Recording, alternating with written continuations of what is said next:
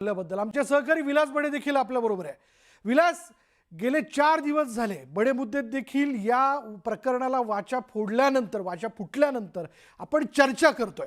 आपण या विषयाला घेऊन कॅप्टनवरती आसूर ओढले, रुपाली चाकणकर या देखील कशा पद्धतीने त्यांच्या जवळ आहेत या विषयाला घेऊन अनेक प्रश्न विचारले। अखेर रुपाली चाकणकरांनी राजीनामा नाही दिलाय, त्यांचा राजीनामा या व्यवस्थेला घ्यावा लागलाय। हा राजीनामा त्यांनी ओढवून घेतलेला आहे स्वतःवरती।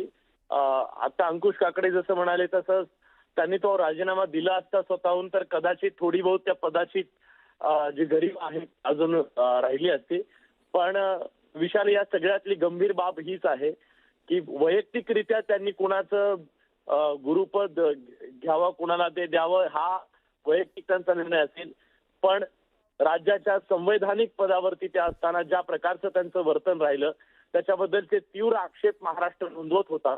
आणि या सगळ्या प्रकरणामध्ये त्यांच्या ज्या भूमिका सगळ्या सुरुवातीपासून समोर येत होत्या त्या भूमिका संशयास्पद होत्या आणि त्याबद्दल प्रश्नचिन्ह उपस्थित करण्यात आलेलं होतं।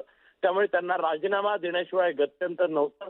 मुख्यमंत्र्यांनी आज तो निर्णय घेतलेला आहे, कारण एक प्रकारे महाराष्ट्रातून जो संताप व्यक्त होत होता रुपाली चाकणकर यांच्या संपूर्ण भूमिकेच्या बद्दलचा, तो संताप सरकारपर्यंत पोहोचला आणि हे अपेक्षित होतं, हेच अपेक्षित होतं राज्याच्या मुख्यमंत्र्यांकडून।